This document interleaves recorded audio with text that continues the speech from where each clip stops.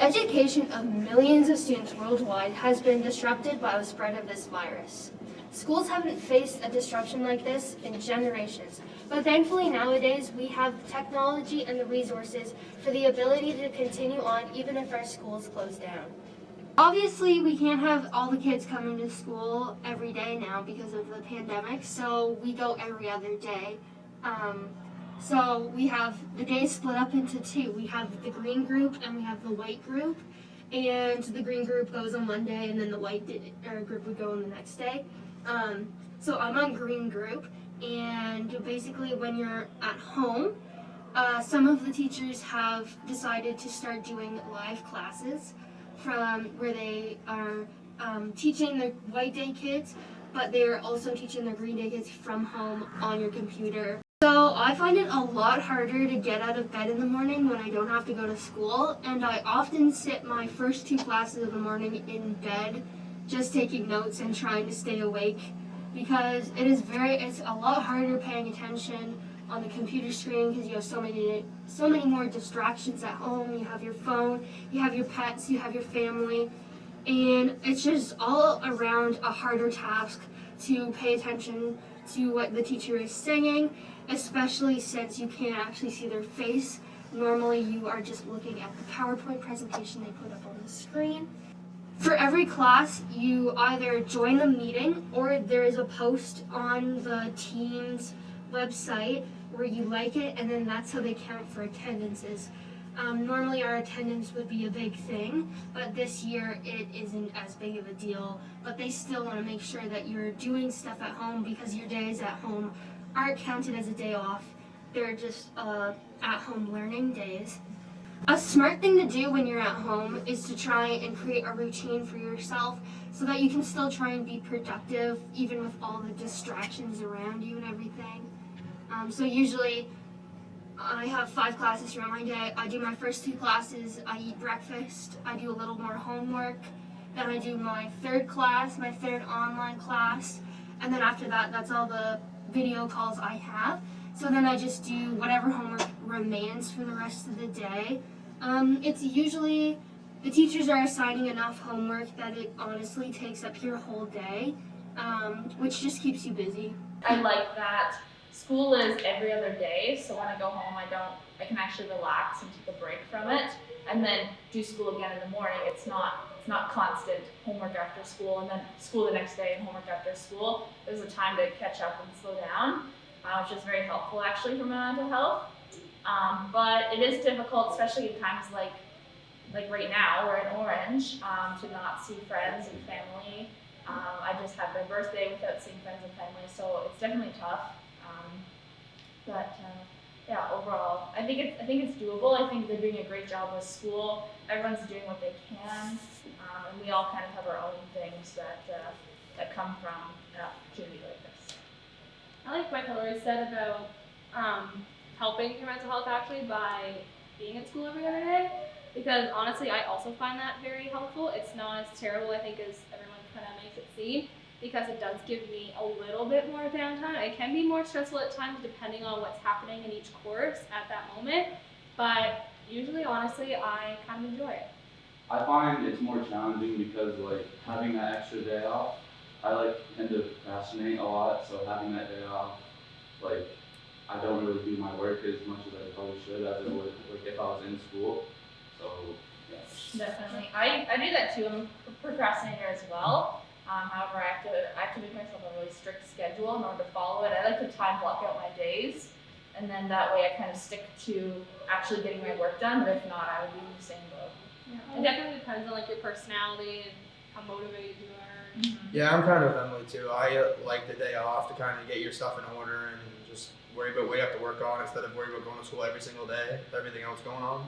Hi, my name's Krista McKnight, and I'm an English and psychology teacher here at St. Stephen High School, where I've taught for the better part of 20 years.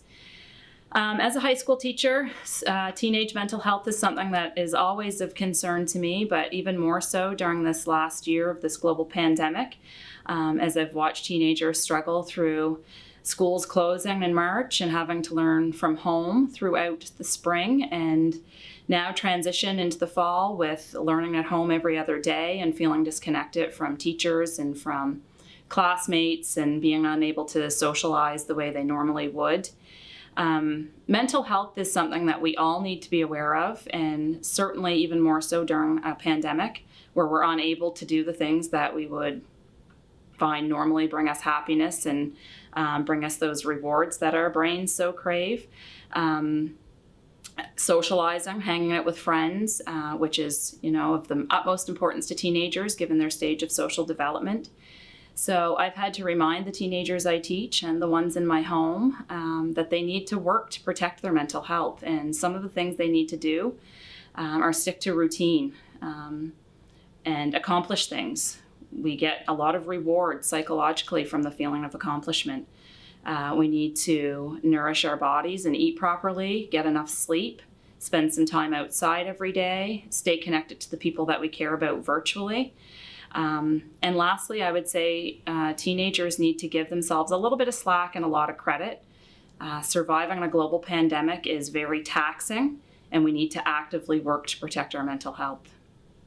I think for me, I worry a lot about my family members and friends because, it is a virus and it can be quite deadly to some people. So I think, trying to follow the rules as strictly as possible and making sure that you're protecting the people that you love. That was kind of stressful at times because, different times when the cases would rise, I'm like, oh my goodness, I can't imagine, what if someone I love gets sick and they can't fight it off. So that was always, I think for some people whose minds go and go and go, like mine does, that was kind of hard. It makes you hesitate a little bit too. I know that I choose maybe not to go to social gatherings even when we're in yellow and it's technically allowed, just because that's probably one of my biggest worries too is my family members. I think school is doable, work is doable, my mental health is doable. All of it's okay to manage, especially for someone that likes to manage her time, but I worry a lot about my family and my grandparents and what I'm putting myself at risk to, and then what I would be bringing home to them as well. So. For my COVID confession, I try to get TikTok famous, and I got a whole whopping 41 followers. I don't know why I didn't get famous. Hello everyone, we're here with Mr. Harris, who's the Vice Principal of St. Stephen High. So Mr. Harris, how are you today? Great. Great, awesome. So what do you do mainly here? What's your job? More disciplinary or? My job at St. Stephen High is more to deal with the discipline aspect of the school, and I take care of all the extracurricular activities, clubs, sports, things of that nature. The bus, I take care of the bus that we have for our school, and just try to help student engagement and work with our kids as much as possible. So has COVID-19 been making your job more difficult or easier? In ways, it's made my job significantly easier as far as discipline issues for the most part. But then with clubs and activities, it's made it much more difficult with planning and so forth that we've got to put out. So as far as with discipline stuff, half the class size is kids here. The student to teacher ratio usually is about 10-1, so it's really good in that respect. Like we have kids here who normally wouldn't have been to school because of anxiety or stress, now are coming all the time and loving it because it is such a small ratio, and they can kind of make those connections with their teachers easier than when you have 29 kids in front of a teacher. On the other hand, I find the school very dull. The life, the activity, lunchtime especially. I mean, we used to have ping pong tournaments and pool tournaments and basketball tournaments at lunchtime, and right now it's just, kids are kind of in a zombie state, just going through the day, which for me, I don't enjoy that. I like having life in the building, and I like seeing the kids involved and active and participating in stuff, and right now they just come, do their school and leave, and that's not really what I like about school. Yes. Whether it be on an individual scale or a worldwide scale, what is one thing that you hope people will learn from COVID-19, having gone through this? I think the biggest thing is not taking family for granted. Like, I look back and I look at, you know, that ability to be able to go see my mom, or, you know, go see my sister, and in these lockdown time, or my brother, and in these lockdown times I can't. You know, it's one family bubble and it's tough. All right, well, thank you for finding time to do this interview with us. I know things are especially busy with COVID and all that, so thank you very much. Oh, thank you for having me.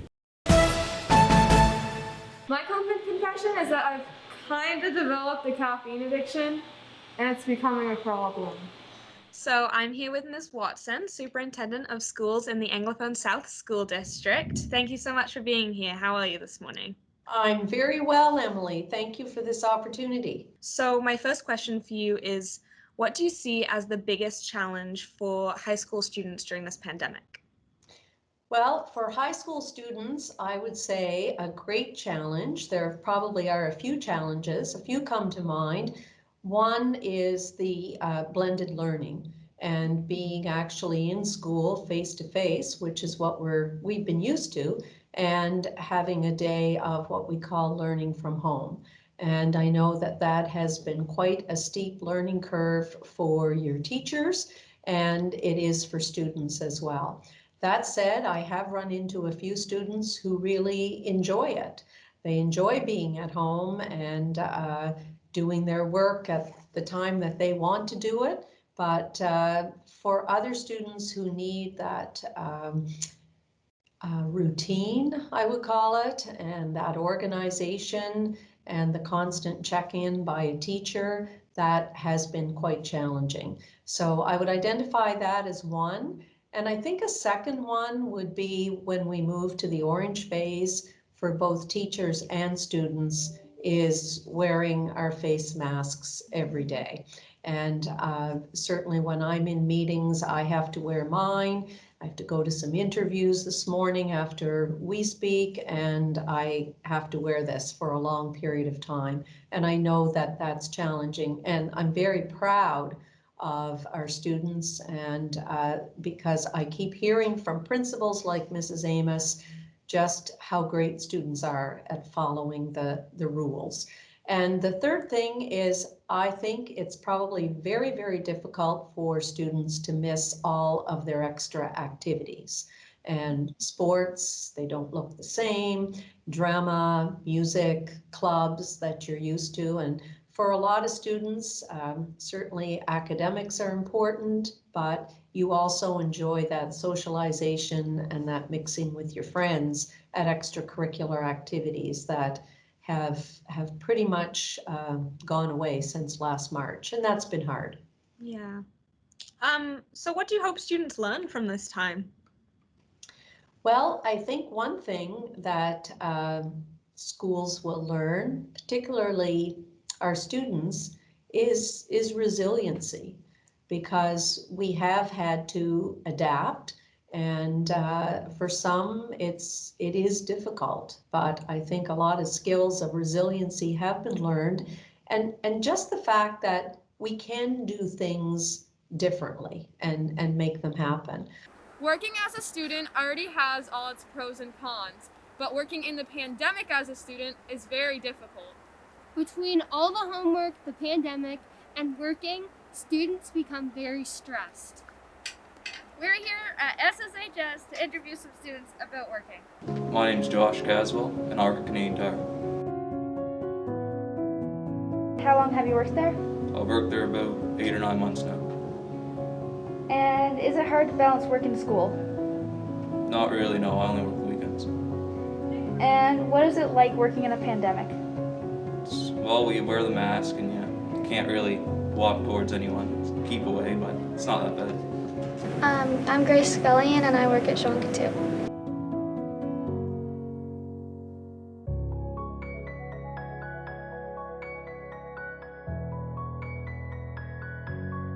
All right, Grace, we want to know, is it hard balancing work and school? It's not as bad this year since we go every other day, so I can get caught up. But last year when I started, it was it was a lot when I worked throughout the week. Yeah, and how has the pandemic influenced your place of work and how you guys work around the pandemic? It's not as bad. The worst part is probably people who like don't wear their mask and stuff, because it's hard for us to try to help other people and then also be chasing people who don't want to wear their mask and stuff. And what is it like working in a pandemic for you? So what have you learned and how do you think you'll grow from this situation?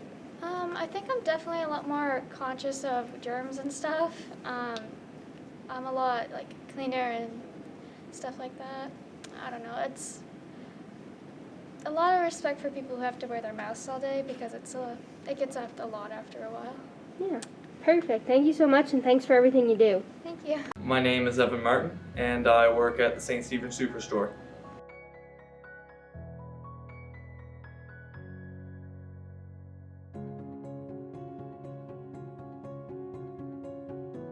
And Evan, how is it like balancing work and school this year?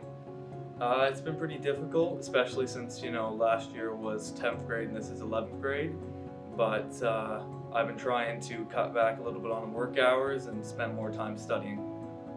And since you were working before the pandemic, how is it like working now compared how it was like working before this all started?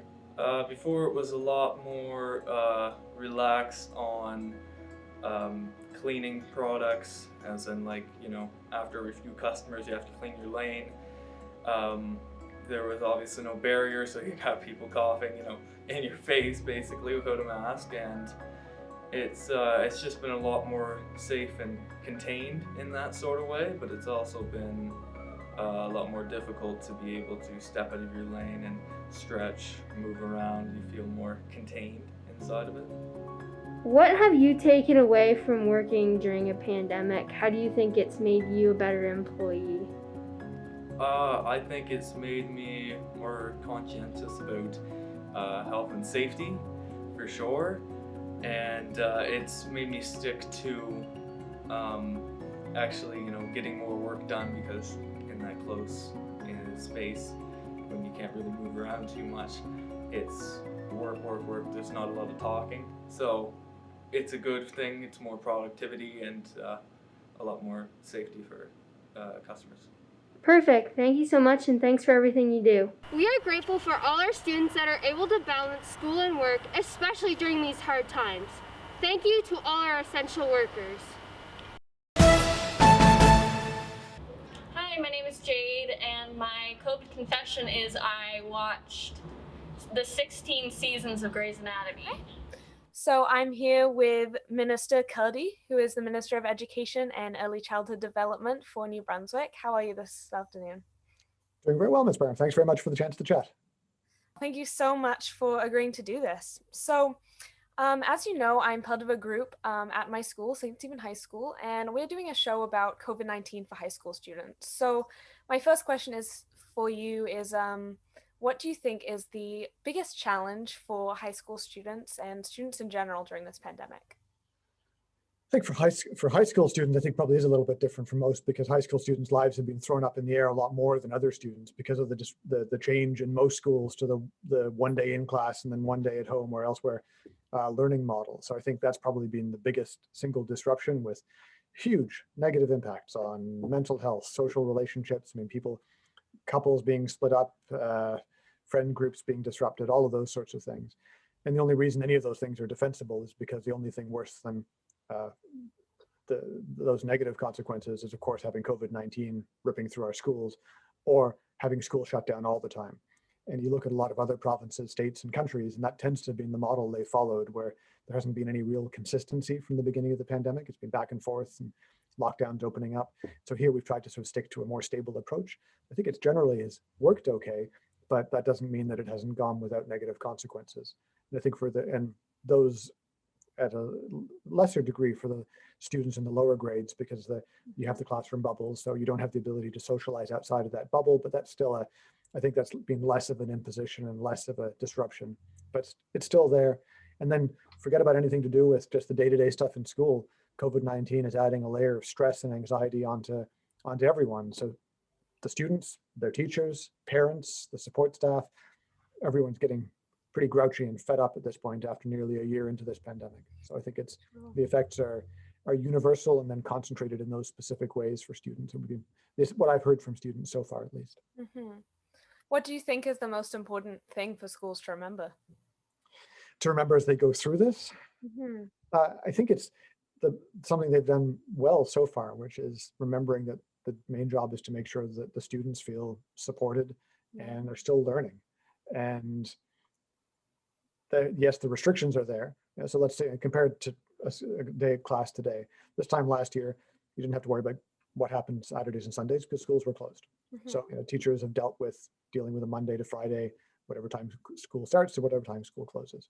So that the framework within which the schools are operating has changed, but the core reason why public education still exists is still important, and I'd argue is even more critical in a time of COVID, is to make sure that we give students the tools they need to be able to get out and do what they want to do in the world. We've got a 12-year period to get that done. We already have enough challenges there, and COVID has just added an enormous additional layer. But I really can't complain too much as a minister that teaching staff across the province, despite levels of, I think in some cases, actual exhaustion, have just kept at it. And I think that the province is always going to owe them a debt of gratitude for that. Amazing. Thank you so much. I really appreciate you taking the time to do this, answer our questions. And again, thank you so much for all you're doing. Well, it's funny you should ask. I was actually working out a lot, toning my form, especially. Can we see a push-up then? Yeah, of course. That's actually the best exercise for what I do. How has your day been? Well, Kata, it's been a busy day here at St. Stephen High School, but as Mr. Brown likes to say, every day is a great day at St. Stephen High School. That's nice. Yeah. Good. So how has COVID-19 affected the students and staff? Well, in lots of ways, positive and negative, I think. There's been some very good learnings and some very good things come out of COVID-19 and the crisis and pandemic that we find ourselves in. And obviously, we'll chat about that, but there's been some things that have been a real struggle in COVID-19, and it's been a long haul since March when we retreated back home, kind of the beginning of the pandemic for us. And right away, teachers were asked to dive into a different platform of learning that they've never ever had to use before. And I don't want to dismiss it. It was tough for teachers, and it was tough that we couldn't all be together and learn together and share what we've learned together. We were all in our own homes, in our kitchens, in our basements, trying to figure out this new technology. But within a couple of weeks, the most of teachers were up and going, and we had a great handful of kids who were engaged in learning also from their homes and continuing their education, and that was a bit of a struggle. But with that struggle, obviously, it was probably what we would say the best professional development teachers had had in a long time. It forced us to go with technology and to step outside of our comfort zone and provide a different way of teaching to students and to kids. And obviously that has continued here in the fall with students coming one day and home a day. So we've had to keep what we learned in the spring and keep moving forward and building on that. Like, crisis drives ingenuity. So if those are some of the positives, do you think the negatives have had a lot of an impact? I do. Again, I don't want to dismiss it. It's been exhausting. It's been upsetting. There's a lot of fear for students and staff around COVID. There's a lot of anxiousness, kids getting ready to head off to post-secondary and worried about their marks and not being able to see teachers every single day and having to do some learning and some digging on their own. I do think students' mental health is suffering. It's a goal of us at St. Stephen High School for next semester, whether we're in yellow phase or orange phase, to really start doing some more education for you folks and some support systems. I don't think any of us back in March thought that we would still be in an orange phase of the pandemic, but we are, and I hope that it lifts soon, but it may not. But I do worry about mental health of not just students, of staff. This has been a long go. It's winter. Winters aren't always fun. We've lost our extracurriculars. We can just only practice. We can't have any games right now, and that's taking a toll on kids. But I do know that in second semester here at St. Stephen High School, we as a staff know we need to help and find a few more supports and education around mental health in our students, for sure. Yeah, so technology-wise, how comfortable do you think the staff is now using technology? Oh boys, in comparison to where we were last March, crazy. And I would have some staff we have a few young staff, we have some mid-career staff, but we have a lot that are on the other end of their career, getting closer and closer to retirement. And I joke that I remember I was a student here at St. Stephen High School in 1992, and we had one of the first ever Mac computer labs. It was a grant that we were given, and 15 of these crazy tiny Mac computers were brought in. Really, at that point, they were just a glorified word processor, but they were faster, they were more efficient.